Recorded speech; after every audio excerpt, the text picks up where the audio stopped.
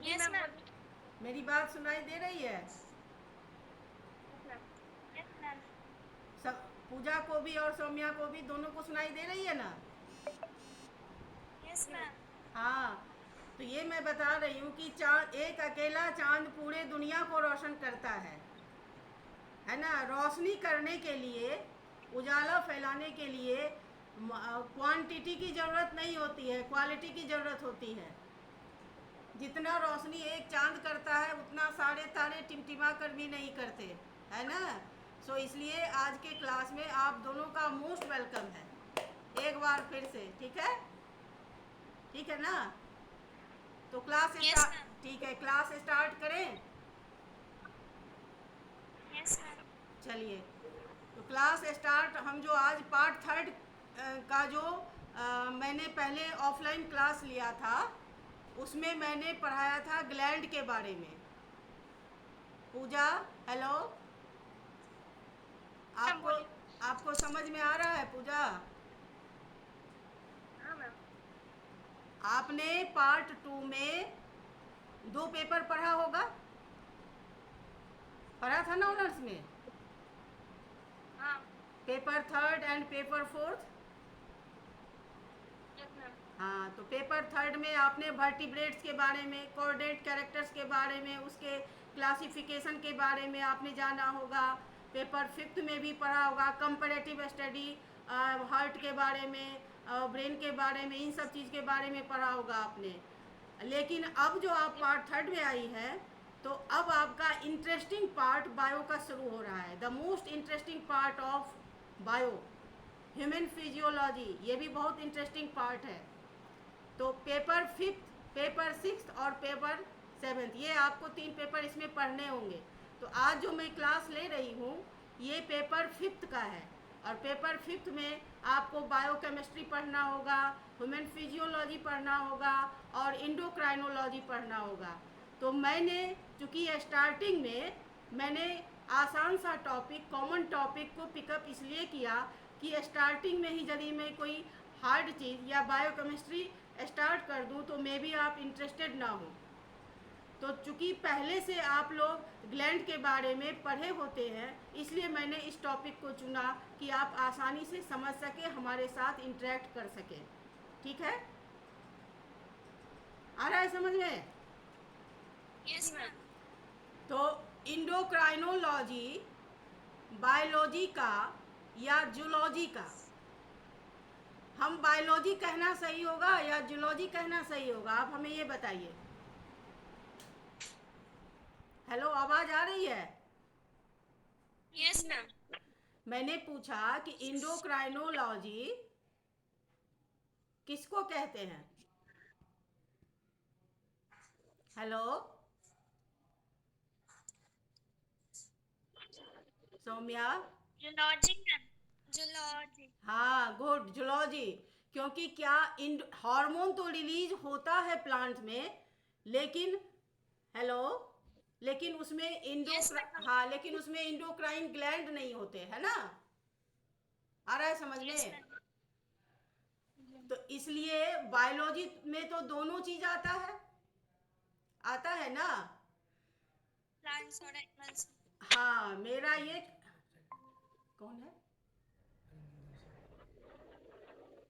अच्छा, कोई भी, ठीक है। हेलो, ध्यान से सुनिए हमारी बातों को, हमें डिस्टर्ब ना करो, साइड से अपना काम करते रहो, हमको पढ़ाने दो। हाँ, हेलो। बोलिए। Yes ma'am. मैंने ये पूछा कि आज जो हम क्लास कम ही बच्चे हैं तो थोड़ा समझ के पढ़ेंगे, है ना। कि मैंने पूछा कि endocrinology is that part of biology in which we study about endocrine glands. पहला डिफिनीशन ये हुआ। दूसरा yes definition, ma'am. Endocrinology is a branch या part of zoology in which we study about endocrine glands. इस एक question के yes ma'am. इस एक क्वेश्चन के मैंने दो आंसर बताए। तो इस दोनों आंसर में सबसे ज्यादा सही आंसर कौन सा है? Second one. क्या होगा, पार्ट ऑफ बायोलॉजी या part of geology? Part of biology. Biology. Part of चलिए बायोलॉजी होगा। पूजा बता रही है, ठीक है, पूजा बता रही है कि पार्ट ऑफ बायोलॉजी सही होगा, और सौम्या बता रही है कि पार्ट ऑफ जियोलॉजी सही होगा। अब ठीक है, अब हमें पता नहीं है कि कौन सा आंसर सही होगा। अब हम इस पर एनालाइज करते हैं कि क्या सही होगा। ठीक है, यदि हम ये कहते हैं कि पार्ट ऑफ बायोलॉजी सही है तो कैसे सही है, प्रूव करना होगा, प्रूव करना होगा ना, बोलो ना। Yes ma'am. तो पार्ट ऑफ बायोलॉजी ये भी सही है, क्योंकि बायोलॉजी में जूलॉजी आता है, आता है ना। Yes ma'am. ठीक है, और यदि हम कहते हैं पार्ट ऑफ जियोलॉजी, ये तो सबसे ज्यादा सही है। आया समझ में? Yes ma'am. तो है तो दोनों सही आंसर, लेकिन यदि हमारे पास दो ऑप्शन हो तो हमें एक ही ऑप्शन लेना है, तो हम किस ऑप्शन को टिक करेंगे? Zoology ma'am. जूलॉजी को। क्यों करेंगे? क्योंकि इंडोक्राइन ग्लैंड एनिमल्स में होते हैं। किस में होते हैं? एनिमल्स में होते हैं। और एनिमल्स का स्टडी हम किस में करते हैं? जूलॉजी में। किस में करते हैं? Hello, yes ma'am. किस में करते हैं? जूलॉजी में। किस में करते हैं? जूलॉजी में करते हैं। तो अब तो आप समझ गए होंगे कि इंडोक्राइनोलॉजी क्या है। इंडोक्राइनोलॉजी ये जंतु विज्ञान का या जियोलॉजी का एक हिस्सा है, जिसमें हम इंडोक्राइन ग्लैंड के बारे में पढ़ते हैं। इंडोक्राइन, हाँ, इंडोक्राइन ग्लैंड क्या होता है अब ये जानेंगे। इंडोक्राइन ग्लैंड जानने से पहले ये जानेंगे कि ग्लैंड क्या होता है ना, सही बात। Yes ma'am. तो क्या होता है ग्लैंड, पता है? Yes ma'am. क्या होता है? सेक्रेटरी स्ट्रक्चर होता है मैम, जो हार्मोन या फिर एंजाइम्स मतलब सिक्रीट करता है, उसको कहते हैं। जो कोई केमिकल्स को सिक्रीट करता है उसको ग्लैंड कहते हैं। हाँ, अब सही हुआ। यदि हम ये कहते हैं कि ऐसा कोई स्ट्रक्चर, ऐसा मतलब लिविंग स्ट्रक्चर, ऐसा कोई लिविंग स्ट्रक्चर, कोई लिविंग सेल जिससे सिर्फ एंजाइम निकलता हो, उसको ग्लैंड कहते हैं, तो ये गलत होगा। क्योंकि सभी ग्लैंड एंजाइम सिक्रीट नहीं करते, सभी ग्लैंड हार्मोन सिक्रीट नहीं करते, है ना। तो कुछ ग्लैंड एंजाइम्स का सिक्रीशन करते हैं, कुछ ग्लैंड हार्मोन का सिक्रीशन करते हैं, कुछ ग्लैंड से वेक्स सब्सटेंस निकलता है कि नहीं? Yes ma'am. तो इसलिए ग्लैंड का डेफिनेशन होगा द सेल्स और द टिश्यूज। कैसा cells? The living cells which secrete some chemicals, है ना, या सेक्रेटरी सब्सटेंसेस, उसी को हम क्या कहते हैं? ग्लैंड कहते हैं। अब जैसे हमको समझना है, अब देखिए जैसे कि अभी मेरे चेहरे से पसीना निकल रहा है, तो ये पसीना कहाँ से आ रहा है? हमारे स्किन में स्वेट ग्लैंड है। Yes ma'am. पूजा समझ में आ रहा है? पूजा कुछ नहीं बोल रही है। जी मैम, सुन रहे हैं।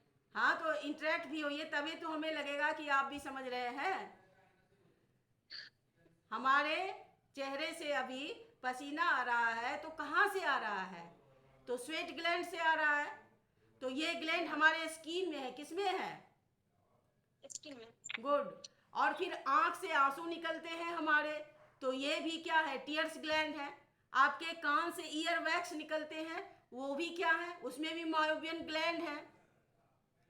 आपके मेमोरी ग्लैंड से मिल्क का सिक्रीशन होता है। तो इस तरह ये सभी ग्लैंड क्या करते हैं? ग्लैंड का क्या काम है? ग्लैंड का काम है कुछ न कुछ केमिकल्स का सिक्रीशन करते रहना। ये सिक्रीशन का कारण क्या है? ये सिक्रीशन का क्या इफेक्ट होता है? तो कुछ सिक्रीशन ऐसे होते हैं जो क्या करते हैं, हमारे बॉडी में जो different types of physiological activities होते रहते हैं, उन एक्टिविटीज को इफेक्टिव करना, प्रभावी बनाना। ठीक है, जितने भी हमारे बॉडी में जो मेटाबॉलिक रिएक्शंस होते हैं उनको भी एंजाइम्स की ज़रूरत होती है, और ये एंजाइम कहाँ से निकलते हैं? ग्लैंड से निकलते हैं। तो इस तरह आप समझ गए कि ग्लैंड किसको कहते हैं। Secretory cells are known as gland. Simple भाषा में ऐसे ग्लैंड का बहुत सारा डिफाइन हो सकता है, लेकिन सिंपली हम ये डिफाइन कर सकते हैं कि secretory living cells are known as gland. अब ये ग्लैंड कितने तरह के होते हैं? 2 या 3 तरह कह सकते हैं। पहले पर 2 या 3 कैसे हुए? तो एक हुआ एक्सोक्राइन, दूसरा हुआ इंडोक्राइन, और तीसरा जो दोनों काम करता हो उसको कहते हैं मेक्सोक्राइन या हेटेरोक्राइन। आ रहा है समझ में? जी मैम। ठीक है। अब एक्सोक्राइन ग्लैंड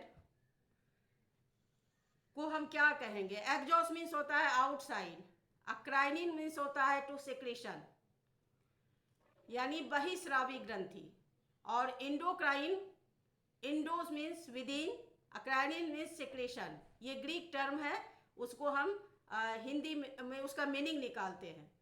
तो एक्सोक्राइन इंडोक्राइन का मीनिंग आप समझ गए। एक्सोक्राइन ग्लैंड को हम बोलते हैं gland with duct.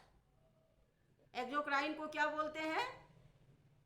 Gland with ducts. हाँ, और इंडोक्राइन को क्या बोलते हैं?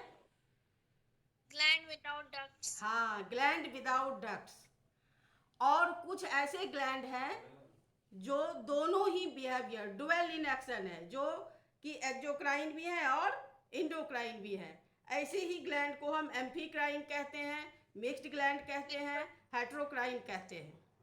तो अब हमारे सिलेबस में हमें एक्सोक्राइन नहीं पढ़ना है, क्या पढ़ना है? इंडोक्राइन। क्या पढ़ना है? हेलो पूजा। हाँ, तो आपने इंडोक्राइनोलॉजी का मतलब समझ लिया, इंडोक्राइन ग्लैंड का मतलब समझ लिया, ग्लैंड का मतलब समझ लिया। अब इंडोक्राइन ग्लैंड में हमें कौन कौन सा ग्लैंड पढ़ना है? तो पिट्यूटरी ग्लैंड पढ़ना है। क्या पढ़ना है? Pituitary gland. Pituitary gland. इससे पहले मैंने एक वीडियो अपलोड किया है, लिंक है बायो टेम्पल चैनल, उसमें मैंने एक्सोक्राइन, इंडोक्राइन और एम्फीक्राइन तीनों ही ग्लैंड के डिफरेंस के बारे में बता दिया है। एंजाइम्स और हार्मोन्स में क्या डिफरेंस होता है ये भी बता दिया है। तो इसलिए बार बार उसी चीज़ को तो मैं रिपीट नहीं कर सकती, इसलिए मैं सिलेबस को पिकअप कर रही हूँ और पिट्यूटरी ग्लैंड के बारे में आज बता रही हूँ। ठीक है पूजा? Yes ma'am. आप उस वीडियो को देखिए, जो प्रॉब्लम होगा तो फिर हमें पूछिएगा ग्रुप में, है ना? फिलहाल पूजा हमें आप इतना बता दीजिए, what are differences between enzymes and hormones?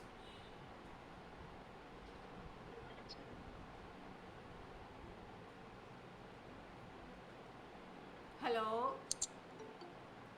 Ji ma'am. कोई और आ रही है, देखो कोई। हेलो,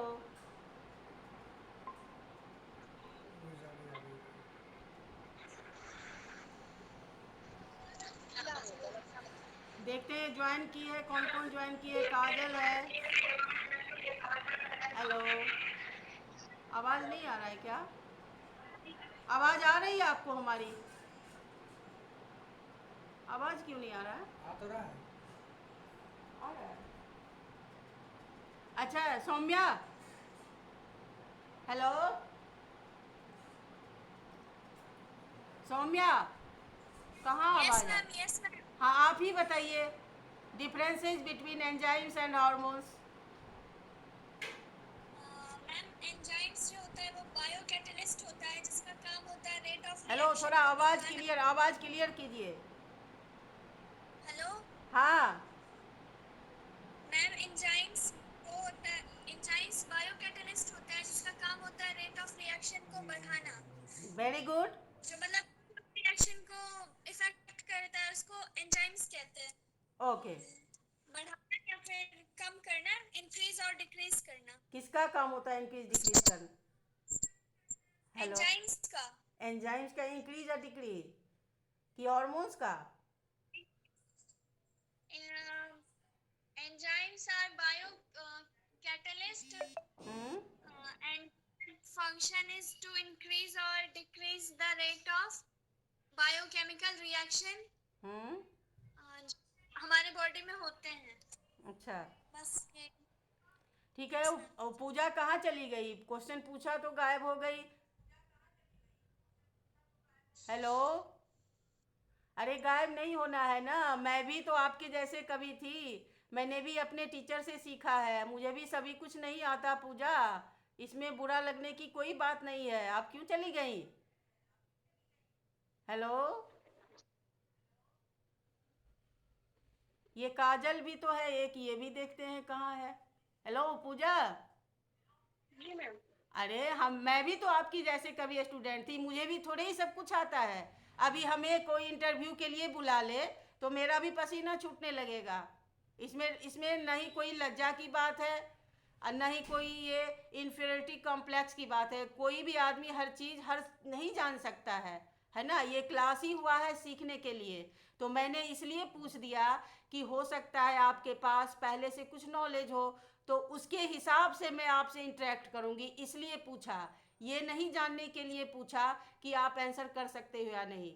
मैंने इसलिए पूछा कि आप उसके बारे में कितना जानते हैं, फिर मैं उसके हिसाब से आपके साथ इंटरेक्ट करूँगी। समझ गई ना पूजा? जी ma'am. Okay, so nice of you. तो चलिए हम अब इसको डिफरेंस करके बताते हैं ताकि याद रहे। एंजाइम्स को हम बायो कैटलिस्ट कहते हैं। आप केमिस्ट्री में कैटलिस्ट पढ़ती होंगी, केमिस्ट्री कैटलिस्ट, हाँ, उसका हिंदी होता है उत्प्रेरक, ठीक है। और बायो कैटलिस्ट का हिंदी होता है जैव उत्प्रेरक। क्योंकि लिविंग सेल्स में वो कैटलिस्ट का काम करता है, इसलिए बायो कैटलिस्ट कहा जाता है। तो जो काम केमिकल रिएक्शन में कैटलिस्ट का होता है, वही काम एंजाइम का बायोकेमिकल रिएक्शंस में होता है, ठीक है। तो डिफरेंस इस तरह से कहेंगे कि enzymes are called as biocatalyst but hormones are called as या नन एज केमिकल मैसेंजर्स। क्या बोलते हैं उसको? Chemical messenger. अब क्यों बोलते हैं केमिकल मैसेंजर? तो हार्मोन का सिक्रीशन इंडोक्राइन ग्लैंड से होता है और डायरेक्टली ब्लड में होता है, डक्ट के द्वारा नहीं होता है। इंडोक्राइन ग्लैंड्स को हम कहते हैं विदाउट डक्ट ग्लैंड। इसका मतलब उसका सिक्रीशन डक्ट से नहीं होता है, डायरेक्टली ब्लड स्ट्रीम में आता है और फिर ये डिफ्यूजन के प्रोसेस से इसका जो टारगेट ऑर्गन होता है वहाँ जाकर ये अपना प्रभाव दिखलाता है ना। तो जो केमिकल सिक्रीट हुआ उस मैसेज को ये टारगेट तक पहुंचाया, तो जहां से निकला उस मैसेज को जहां प्रभाव दिखलाना था वहां तक पहुंचाया। तो एक मैसेंजर का काम किया कि नहीं? बोलिए, समझ में आया? Hello, yes ma'am. मैसेज को एक जगह से दूसरे जगह पहुंचाना, यही तो काम है मैसेंजर का।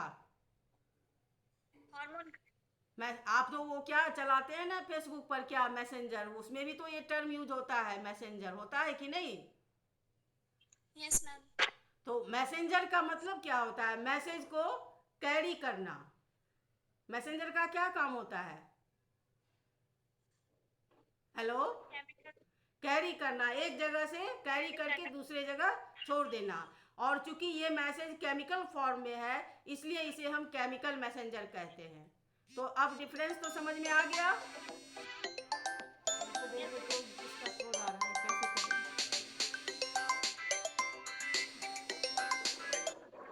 हाँ हेलो, क्या हो गया? Yes ma'am.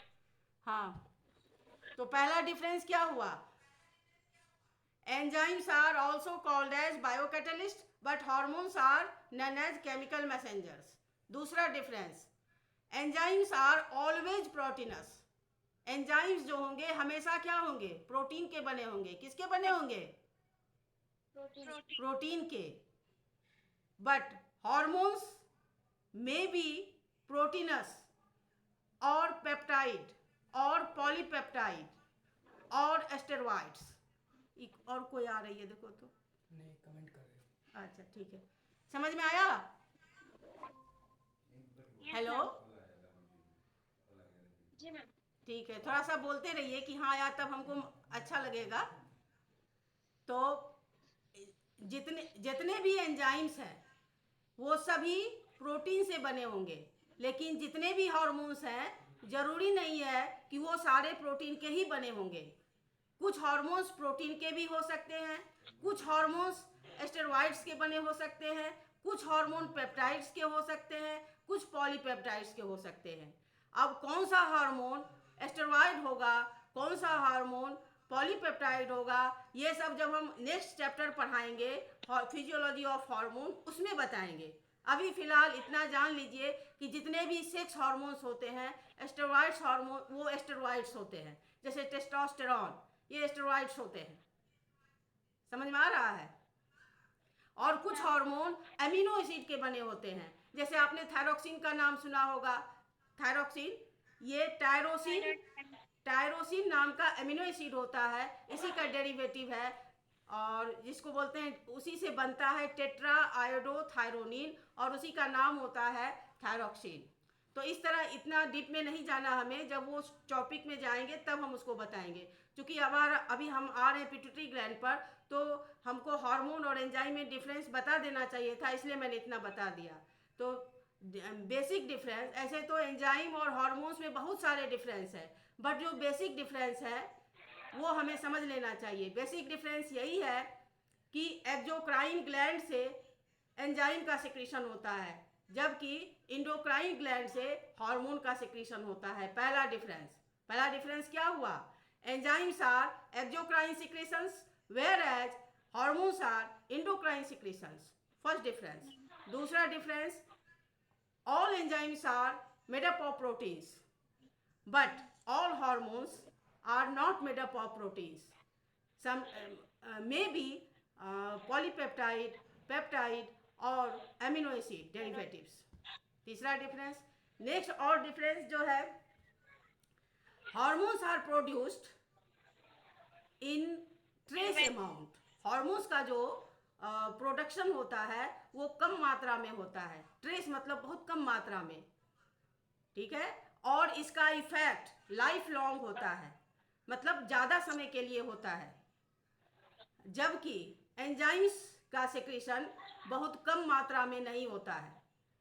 Next difference, enzymes जो अपना इफेक्ट दिखलाता है उसका अप्रोच इजी होता है, मतलब कम दूरी में होता है, जबकि हार्मोन्स जो अपना इफेक्ट दिखलाता है उसका अप्रोच लॉन्ग होता है।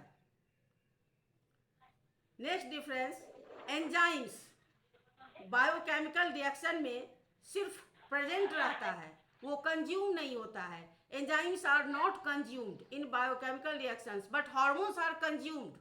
हार्मोन कंज्यूम होता है, एंजाइम कंज्यूम नहीं होता है। ये सभी डिफरेंस हैं। और लास्ट डिफरेंस बता देते हैं कि यदि हार्मोन का सिक्रीशन नॉर्मल से कम हुआ तो उसको हाइपोसिक्रीशन कहते हैं, ज़्यादा हुआ तो हाइपर, यानी कि लिमिट अमाउंट से यदि ज़्यादा या कम होता है तो ये डिजीज काउज करता है, मेटाबॉलिक डिसऑर्डर क्रिएट करता है। समझ में आ गया? Hello, yes ma'am. अच्छे से समझ में आ गया एंजाइम हार्मोन एंड डिफरेंस? बोलिए, यस मैम। आ गया? हेलो पूजा, जी मैम। आ गया समझ में? हाँ ठीक है, थैंक यू। तो अब हम पिट्यूटरी ग्लैंड बताएं? बताइए। ठीक है। पिट्यूटरी ग्लैंड ये हमारे बॉडी का सबसे छोटा ग्लैंड है। हमारे बॉडी में जो मतलब दो इंडोक्राइन ग्लैंड है, वो सब है pituitary gland, thyroid gland, parathyroid gland, thymus gland, adrenal cortex, adrenal medulla, pancreas, testis, ovary, इस तरह इतने सारे ग्लैंड्स हैं। लीवर ये भी ग्लैंड है। आ रहा है समझ में? अच्छा ये बताइए, गॉल ब्लैडर ग्लैंड है या नहीं? No ma'am. नहीं, कैसे? नहीं मैम, ग्लैंड है वो गॉल गॉल ब्लैडर है ना ग्लैंड? हेलो, कौन बताई कि जी मैम। ग्लैंड है? हाथ ऊपर कीजिए, कौन बताई? पूजा बताई या ये कौन है? ये काजल के बगल में देखते हैं एक और है लड़की, नीलू दी मैम। नीलू। चेहरा तो नहीं दिख रहा नीलू का। जी मैम। अरे ये तो छुपी हुई रुस्तम है, ये अभी बोली कि मैं डॉक्टर के यहाँ हूँ। क्या बात है नीलू। अच्छा पढ़ने आ गए मैम, हमको कोई काम नहीं था। अच्छा, थैंक यू थैंक यू। अच्छा बताओ नीलू, गॉल ब्लैडर को ग्लैंड कहेंगे?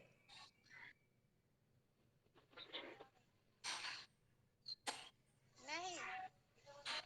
चलो, तो कौन बोली थी? पूजा बोली थी ग्लैंड कहेंगे।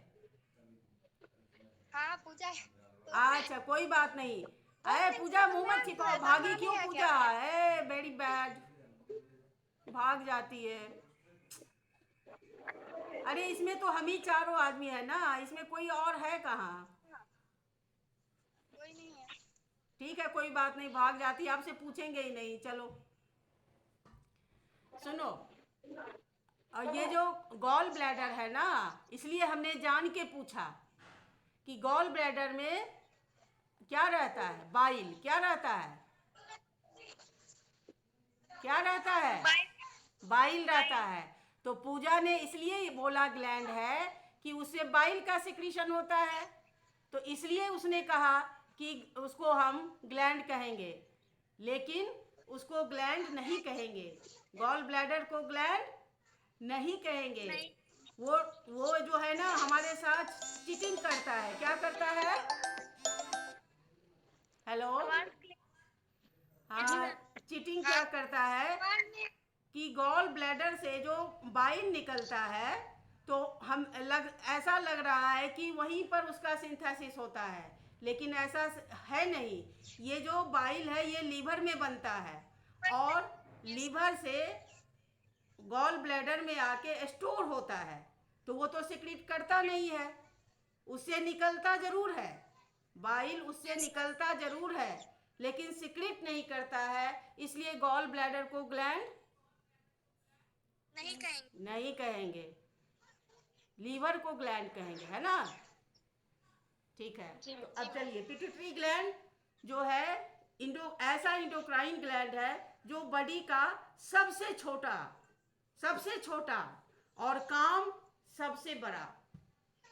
देखने में सबसे छोटा और काम सबसे बड़ा।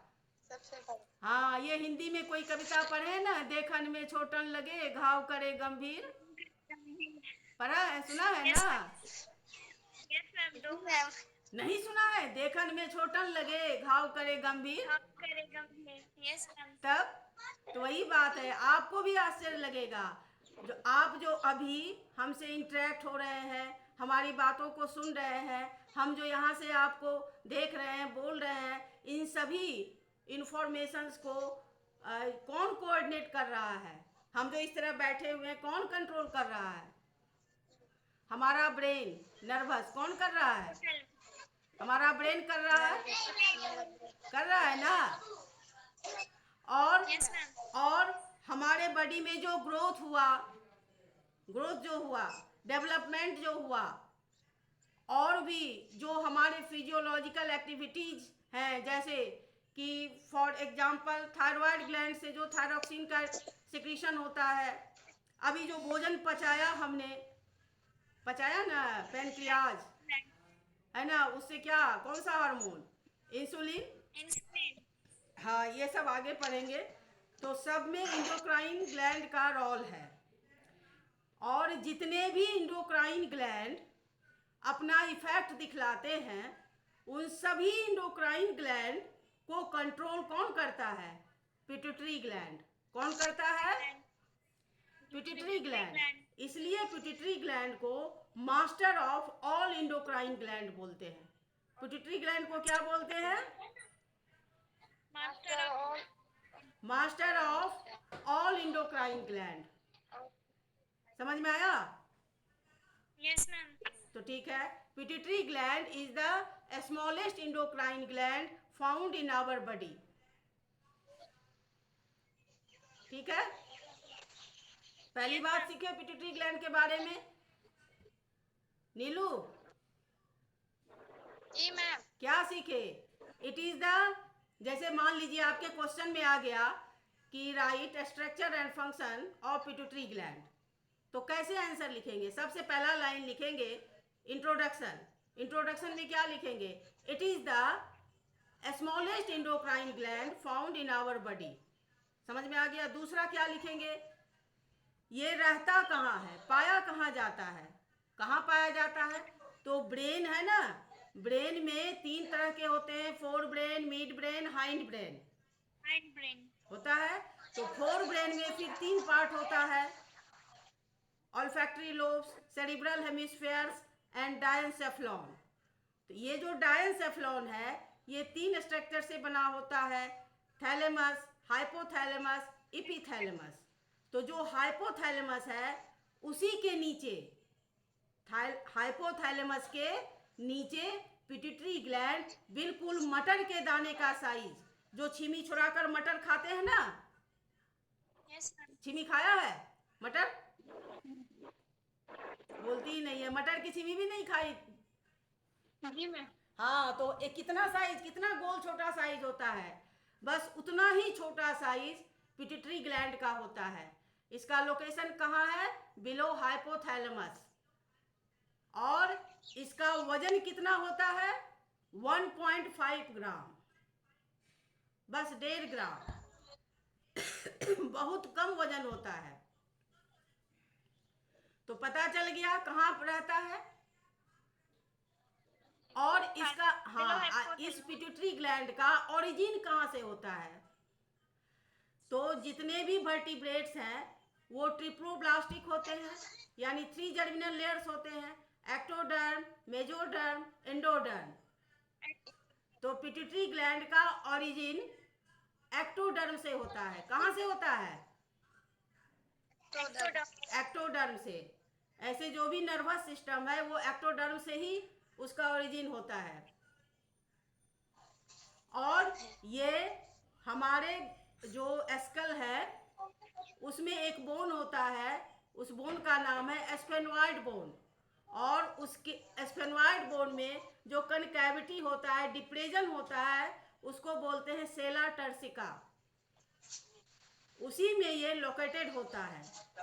और ये मटर के साइज का जो पिट्यूटरी ग्लैंड है वो हाइपोथैलेमस से एक स्टॉक से जुड़ा रहता है जिसको कहते हैं इनफंडिबुलम।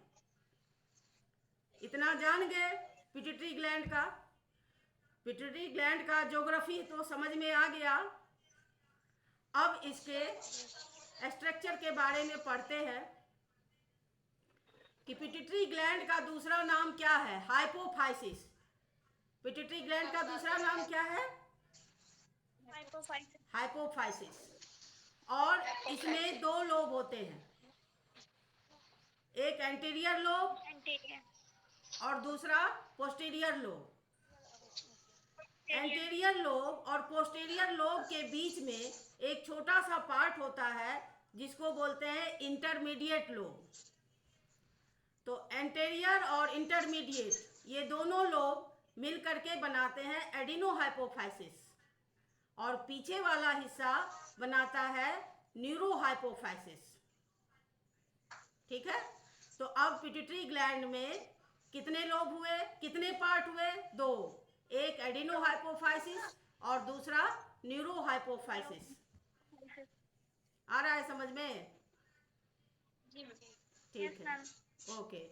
तो अब एडिनोहाइपोफाइसिस लगभग 75% पार्ट बनाता है और न्यूरोहाइपोफाइसिस 25। और न्यूरोहाइपोफाइसिस का दूसरा नाम पार्स नर्वोसा भी है। और एडिनोहाइपोफाइसिस में जो एंटीरियर लोब है उसको पार्स ट्यूबरलिस भी बोलते हैं। अब इंटरमीडिएट को पार्स इंटरमीडिया बोलते हैं।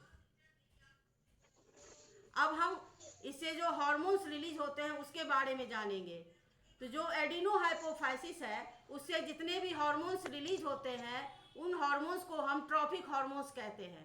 hormones secreted by adenohypophysis are called as trophic hormones or stimulating hormones because these hormones stimulate the other endocrine glands for their secretion. समझ में आ रहा है? ठीक है। तो अब एडिनोहाइपोफाइसिस से कौन कौन सा ट्रॉफिक हार्मोन निकलता है? तो सबसे पहला सोमैटोट्रॉपिक हार्मोन। कौन सा हार्मोन? सोमैटोट्रॉपिक हार्मोन। हाँ, सोमैटोट्रॉपिक हार्मोन या फिर ग्रोथ हार्मोन। बच्चा जो पैदा लेता है उसमें जो ग्रोथ होता है तो किसकी वजह से? इसी हार्मोन की वजह से, सोमैटोट्रॉपिक हार्मोन की वजह से। सोमा मीन्स क्या होता है? बॉडी। तो हमारे बॉडी में जितने भी वेजिटेटिव सेल्स है, सबों के सेल्स को ग्रोथ चाहिए। बिना ग्रोथ के तो सेल क्या ग्रोथ चाहिए कि नहीं? ग्रोथ होगा, मैच्योरिटी होगा, तभी तो वो आगे फंक्शनल होगा। तो ये ग्रोथ के लिए जो हार्मोन रिस्पॉन्सिबल है उसका नाम है सोमैटोट्रॉपिक हार्मोन और ग्रोथ हार्मोन, और ये रिलीज होता है एंटीरियर लोब एडिनोहाइपोफाइसिस से। तो इसका टारगेट ऑर्गन होगा सोमैटिक सेल्स। दूसरा हार्मोन होता है TSH, थायराइड स्टिमुलेटिंग हार्मोन। ये भी एडिनोहाइपोफाइसिस से ही रिलीज होता है और इसका टारगेट ऑर्गन होता है thyroid gland. Thyroid gland thyroxine का तभी सिक्रीशन करेगा जब TSH पिट्यूटरी के एडिनोहाइपोफाइसिस से सिक्रीट होकर थायराइड ग्लैंड को पहुंचेगा। आ रहा है समझ में? Thank you. तीसरा हार्मोन होता है ACTH, एडिनोकॉर्टिकोट्रॉपिक हार्मोन। अब ये एडिनो कहाँ से, टर्म क्या है? एडिनल ग्लैंड का नाम सुना है? किडनी के जस्ट ऊपर होता है, जिसको बोलते हैं एडिनल या सुप्राएडिनल ग्लैंड। और इस एडिनल ग्लैंड के दो पार्ट होते हैं, कॉर्टेक्स एंड मेडुला। तो कॉर्टेक्स वाले रीजन से जो हार्मोन निकलता है वही हुआ एडिनोकॉर्टिकोट्रॉपिक हार्मोन। कॉर्टेक्स वाले एडिनल ग्लैंड के कॉर्टेक्स रीजन से जो हार्मोन निकलता है उसको बोलते हैं कॉर्टिकॉइड्स। क्या बोलते हैं? Corticoids.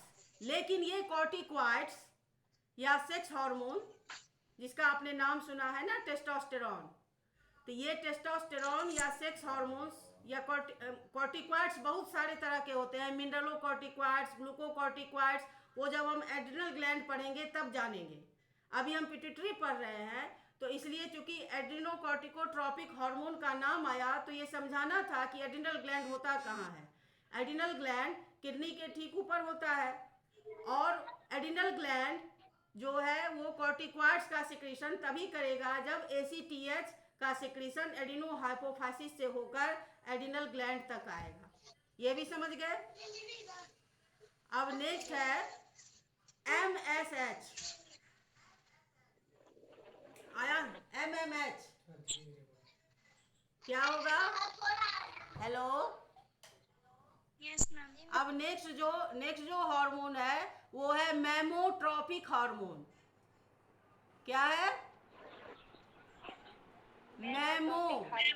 मेमोट्रॉपिक hormone, MTH। M for mammo, T for tropin, H for hormone, mammotropin hormone. या दूसरा नाम इसका है प्रोलैक्टिन। इसको शॉर्ट फॉर्म में PRL बोल सकते हैं, या इसको बोल सकते हैं ल्यूटियोट्रॉपिक हार्मोन। 3 नाम हुए, प्रोलैक्टिन, मेमोट्रॉपिक हार्मोन या फिर ल्यूटियोट्रॉपिक हार्मोन। अब ये हम समझाते हैं कि ल्यूटियो क्यों बोलते हैं। जो प्रेगनेंसी में जो प्रोजेस्टेरॉन हार्मोन का सिक्रीशन होता है कॉर्पस ल्यूटियम के द्वारा, तो कॉर्पस ल्यूटियम टर्म है ल्यूटियम, तो उस ल्यूटियम को ये प्रमोट करता है प्रोजेस्टेरॉन के सिक्रीशन के लिए, इसलिए इसका नाम पड़ गया ल्यूटियोट्रॉपिक हार्मोन। अब मेमोट्रॉपिक क्यों पड़ा? तो प्रेगनेंसी में जो मेमोरी ग्लैंड का डेवलपमेंट होता है तो उसके लिए भी मेमोट्रॉफिक हार्मोन चाहिए, वो भी यहीं से रिलीज होता है। और आफ्टर बर्थ मिल्क का सिक्रीशन भी उसमें भी हेल्प करता है। और एक लास्ट है गोनेडोट्रोपिक हार्मोन GTH। तो गोनेड्स हम मैच्योर सेक्स ऑर्गन्स को कहते हैं, मेल में टेस्टिस और फीमेल में ओवरी। अब टेस्टिस में दो तरह का काम होता है, एक तो टेस्टिस का भी डेवलपमेंट होता है, उसमें स्पर्मेटोजेनेसिस होता है मेल में। तो जो स्पर्मेटोजेनेसिस होता है उसको कौन कंट्रोल करता है, और जो ओजेनेसिस होता है फीमेल में उसको कौन कंट्रोल करता है, तो इसको हम समझते हैं। तो एड्रिनल पिट्यूटरी ग्लैंड का जो एंटेरियर लोब है, एडिनो हाइपोफाइसिस, वहाँ से जो गोनेडोट्रोपिक हार्मोन निकलता है वो कितने तरह का होता है। एक है FSH, फॉलिकल स्टिमुलेटिंग हार्मोन। तो नाम से ही स्पष्ट है, फॉलिकल को स्टिमुलेट करता है। तो ovary is made up of ovarian follicles. Ovary में जो फॉलिकल्स है उस फॉलिकल को स्टिमुलेट कर रहा है। हेलो, इधर देखिए ध्यान से, हम बोले जा रहे हैं, समझ रहे हैं कि नहीं। ओवरी में ढेर सारे फॉलिकल्स होते हैं ना, उन फॉलिकल्स को स्टिमुलेट करता है कौन, FSH। हाँ, फॉलिकल स्टिमुलेटिंग हार्मोन। और ये फिर ओवरी को भी स्टिमुलेट करता है एस्ट्रोजन के सिक्रीशन के लिए। और दूसरा है, और क्या, FSH मेल में भी सिक्रीशन होता है इसका। FSH मेल में क्या करता है, स्पर्मेटोजेनेसिस में मदद करता है। दूसरा है LH, इससे पहले हम बोले LTH, ल्यूटियोट्रोपिक हार्मोन। यहाँ क्या बोल रहे हैं, LH, luteinizing hormone. Luteinizing hormone female में इसको बोलते हैं ल्यूटिनाइजिंग हार्मोन। ये ल्यूटियम को प्रोजेस्टेरोन के सिक्रीशन के लिए प्रमोट करता है, ओवुलेशन में हेल्प करता है। और मेल में इसी LH को हम ICSH बोलते हैं, interstitial cell stimulating hormone. Leydig cell को, या लेडिंग सेल का ही दूसरा नाम है इंटरस्टियल सेल, उसको प्रमोट करता है टेस्टोस्टेरोन के सिक्रीशन के लिए। तो इस तरह गोनेडोट्रोपिक हार्मोन में आपने FSH और LH का रोल देखा कि नहीं, बोलिए। तो एंटीरियर लोब का तो किस्सा खत्म हो गया। अब आते हैं पोस्टेरियर लोब, यानी न्यूरोहाइपोफाइसिस। ये न्यूरोहाइपोफाइसिस से दो हार्मोन रिलीज होते हैं, पहला ऑक्सीटोसिन और दूसरा वेसोप्रोसिन। ऑक्सीटोसिन को हम बर्थ हार्मोन कहते हैं। ये जब लेबर पेन होता है तो उसमें, लेबर पेन जो होता है तो उसमें जो है कंट्रैक्शन, जो यूट्रस का कंट्रैक्शन और रिलैक्सेशन होता है उसमें मदद करता है। और स्विफ्ट बर्थ में हेल्प करता है, इसलिए इसको बर्थ हार्मोन कहते हैं। और इसको मिल्क लेट डाउन फैक्टर भी बोलते हैं ऑक्सीटोसिन को। और जो वेसोप्रेसिन है उसका दूसरा नाम है ADH, एंटी डायूरेटिक हार्मोन। ये क्या काम करता है, ये जो किडनी में आपने नेफ्रॉन पढ़ा होगा, उसका यूनिट नेफ्रॉन में जो डिस्टल कन्वोल्यूटेड टिप्यूल DCT होता है और कलेक्टिंग डक्ट होता है, उसमें से वाटर के जो रीअब्जॉर्प्शन होता है उसको इंक्रीज करता है। और इसके कमी से जो डिजीज होता है उसको बोलते हैं डायबिटीज इंसिपिडस। तो इस तरह आज के क्लास में आपने क्या सीखा, पिट्यूटरी ग्लैंड का स्ट्रक्चर, लोकेशन और उससे जो हार्मोन्स रिलीज होते हैं उसका नाम और उसका काम। ठीक है, सीखा कि नहीं। ठीक है, अब आप लोगों को कुछ क्वेश्चन पूछना है तो पूछिए, इतना तो सुने, आपको कुछ पूछना है तो हमसे पूछिए।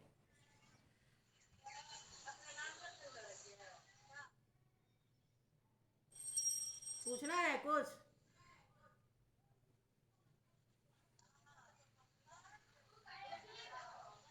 बोलिए।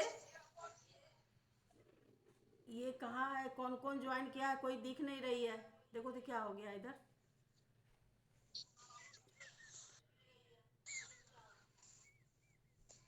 देखो क्या हुआ।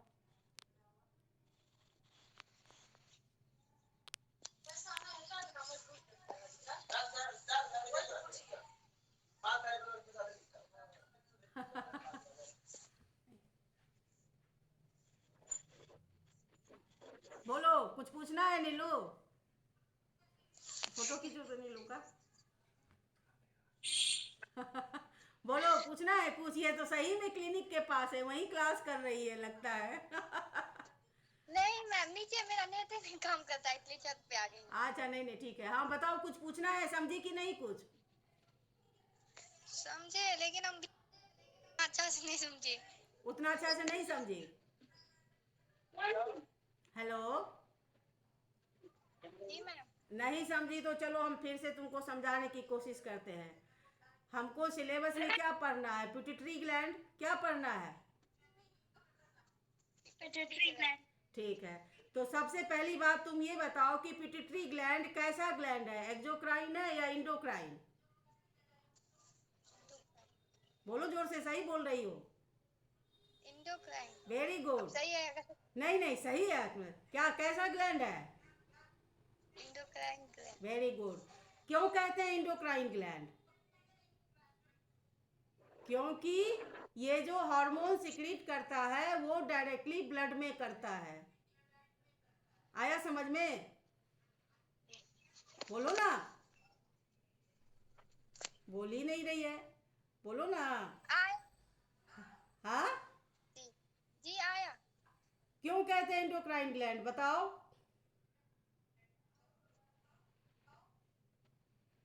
डायरेक्ट ब्लड को सर्कुलेशन करता है। हाँ ठीक है। अब ये इसका साइज कैसा होता है? मटर के दाने जैसा कैसा होता है? जी, मटर के दाने जैसा। वजन इसका कितना होता है? 1.5 ग्राम। 1.5 ग्राम। पाया कहाँ जाता है? जो ब्रेन में, फोर ब्रेन का जो सबसे निचला हिस्सा होता है, क्या बोलते हैं उसको, डायनसेफ्लॉन, तो उसी में जो हाइपोथैलेमस होता है उसके नीचे पाया जाता है। अब समझी? बोलो। जी जी मैम। ठीक है।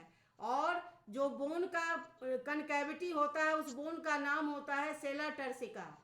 नहीं, कनकैविटी को कहते हैं सेला टर्सिका, और बोन का नाम है स्फेनोइड।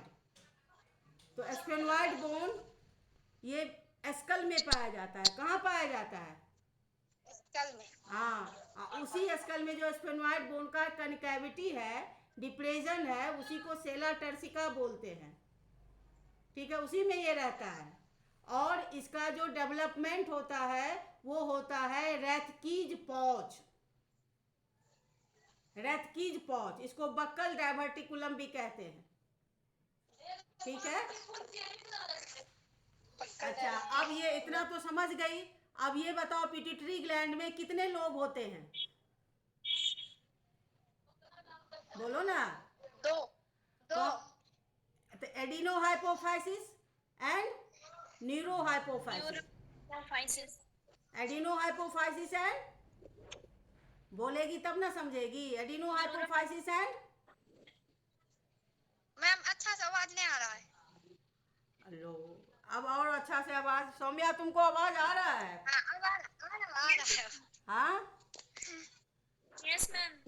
तुमको समझ में आ रहा है सौम्या कि नहीं? Adeno hypophysis and neuro hypophysis दो लोग होते हैं पिट्यूटरी ग्लैंड में। Very good.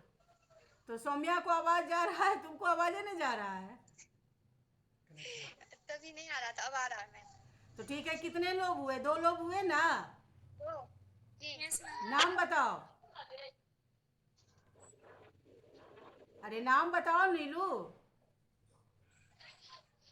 बोलिए, नाम तो नहीं सुनी थी मैं। एडिनो हाइपोफाइसिस बोलो। Adeno hypophysis. Good. Neuro hypophysis, फिर बोलो। Neuro hypophysis. Very good. तो अब समझ में आया? Yes ma'am. इसको, तुमको तो आ ही रहा है समझ में, इसको समझ में आएगा तब ना। ये पार्ट 3 की स्टूडेंट है। हेलो, बोलो। हेलो नीलू। अरे फिर वीडियो भी डाल देंगे, जल्दी जल्दी बोलो, टाइम हो रहा है। अब 5 मिनट में क्लास ऑफ करेंगे, थोड़ा मोटिवेशन भी करेंगे, जल्दी बोलो। पंखा बंद करो ना।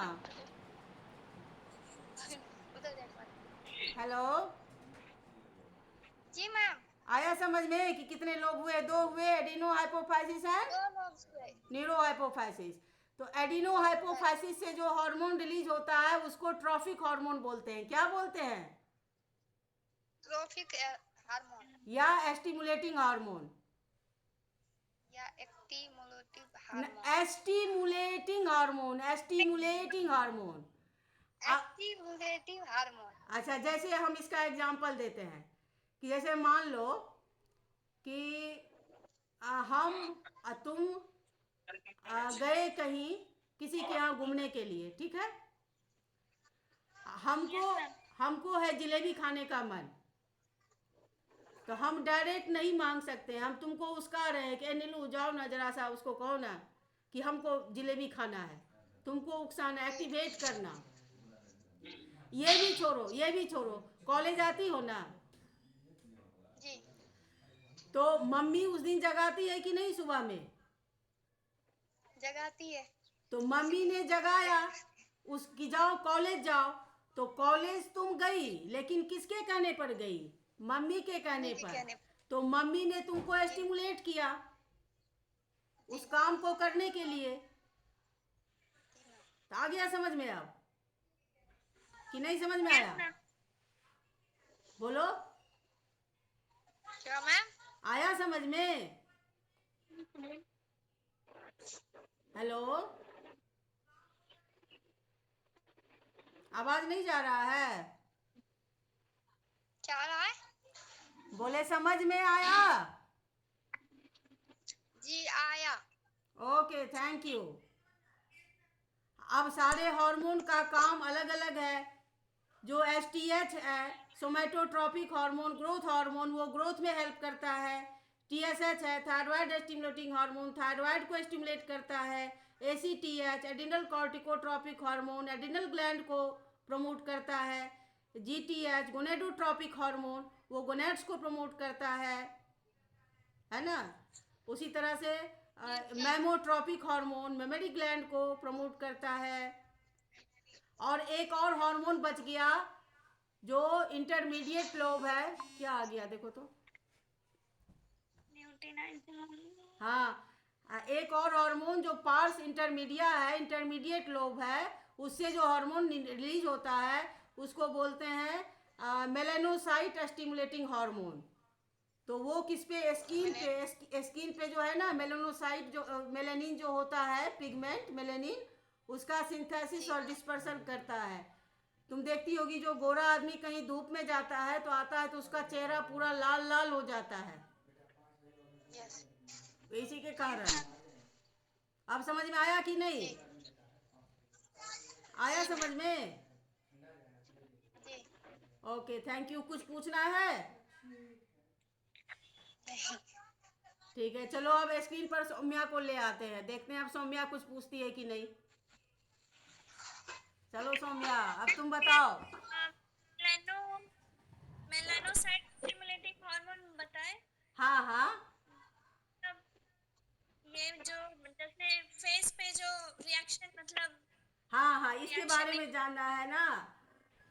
हाँ कैसे? हाँ तो स्किन जो है हमारा, तो इसका जो कलर होता है, कोई काफ़ी ब्लैक होता है, कोई गोरा होता है। तो कलर के लिए रिस्पॉन्सिबल तो पिगमेंट होता है। हमारे बॉडी में मेलानिन पाया जाता है कि नहीं?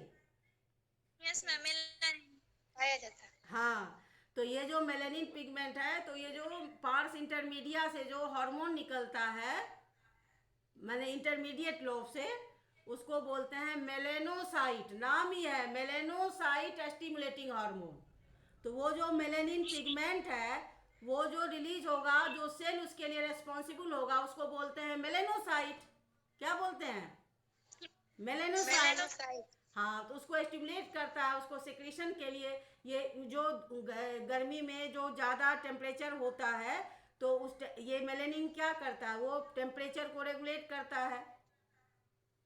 आ रहा है समझ में? जी ठीक है। ये बाल है ना हमारे काले काले, यस मैम। इसमें मेलेनिन है कि नहीं? जी है। है ना? यस मैम है। जी ठीक है, और कुछ पूछना है? समझ गए पिट्यूटरी ग्लैंड? Yes ma'am. अच्छा, ये हार्मोन टर्म किसने दिया था?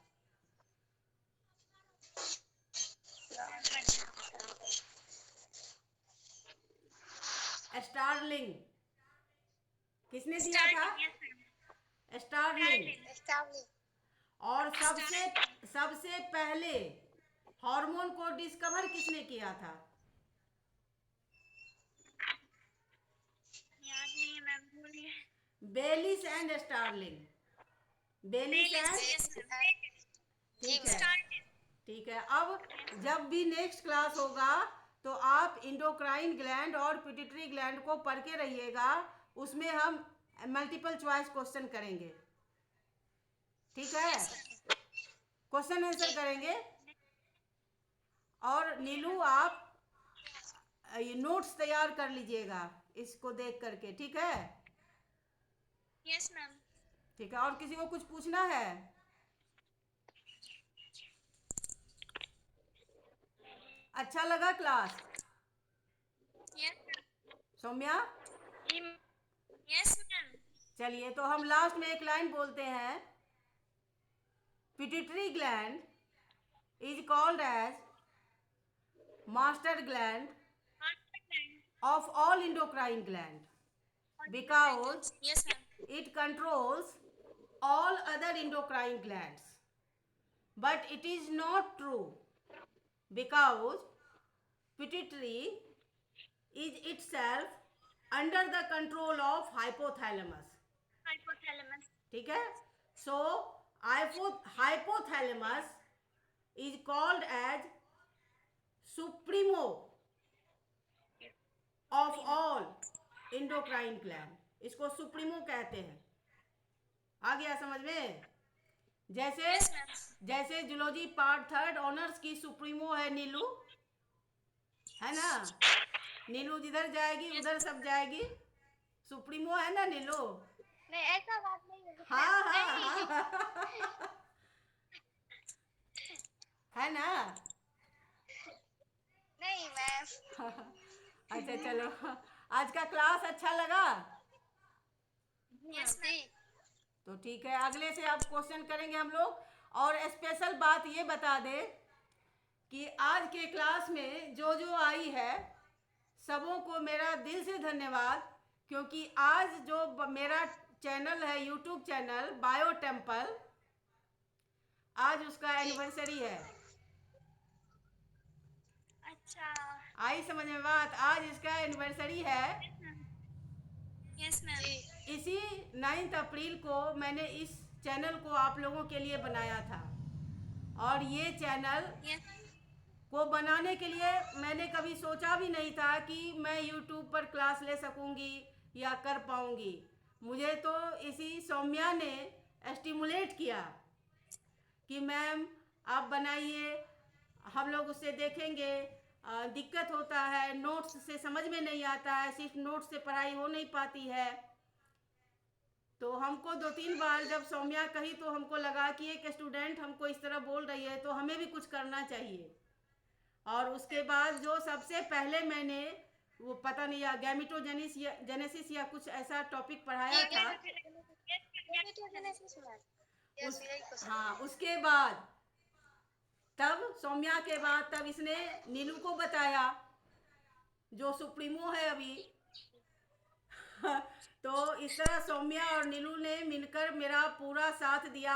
आप लोगों ने बहुत अच्छा साथ दिया इस चैनल को प्रमोट करने के लिए, बहुत बहुत धन्यवाद। आज हम एनिवर्सरी मना रहे हैं, लेकिन जब कॉलेज खुलेगी तो मेरे तरफ से आप लोगों को पार्टी, ठीक है? ठीक है ना? बोलिए। Yes ma'am. इसका 1 लाख व्यूज पूर गया।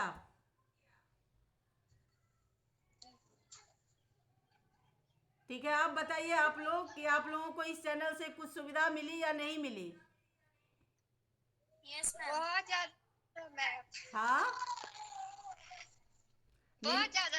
नीलू तो उसी से देख देख करके नोट बनाई थी, बेचारी का कोई नोटबुक ही गायब कर दिया। मिला कि नहीं नोटबुक?